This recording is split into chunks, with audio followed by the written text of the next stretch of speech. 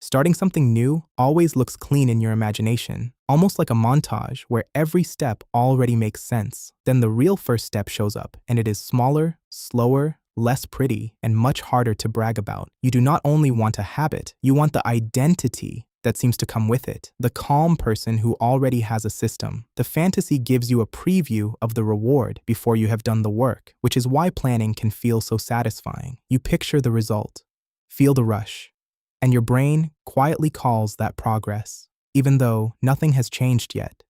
Real progress pays later, after confusion, repetition, boring corrections, and a few ugly attempts that nobody claps for. The first budget is messy. The first workout is weak. The first idea is unclear. That is not a glitch. That is the beginning. That gap can feel personal, like proof that you are not the person you imagined, when it is really just information.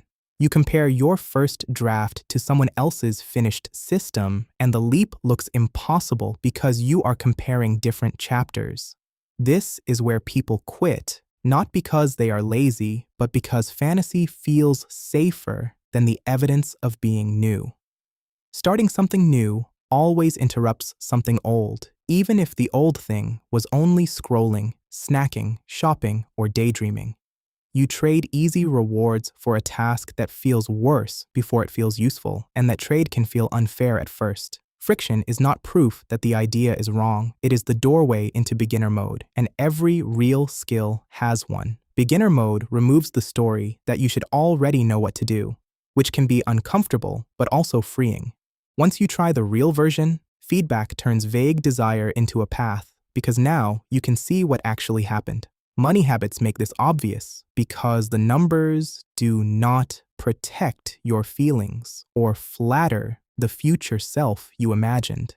A bank account does not care about the future self you imagined. It shows what happened, what repeated, and what got ignored. That can sting, but it gives you something useful, a real starting point instead of a motivational poster. Do not promise to transform your finances this week. Start by looking at your balance long enough to tell the truth. Do not wait to feel like an investor.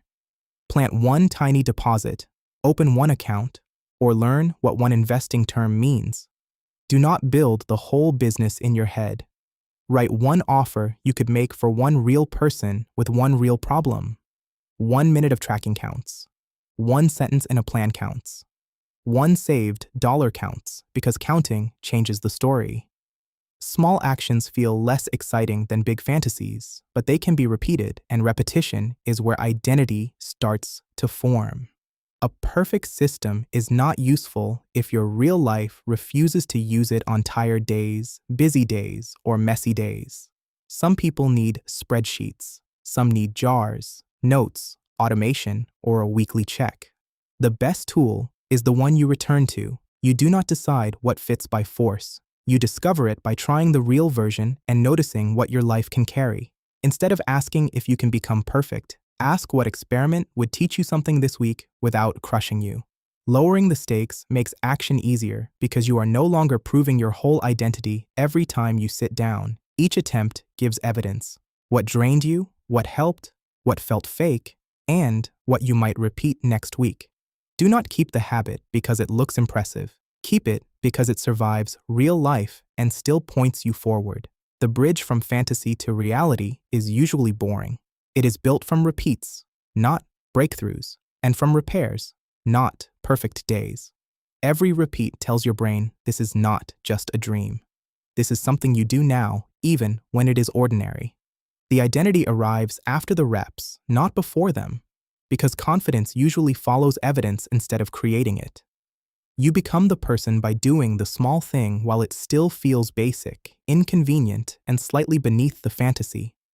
So let the beginning be unimpressive, small, awkward, and almost embarrassingly basic. That does not make it meaningless. Start with the money you have, the time you have, and the energy you have, not the perfect version you wish you had.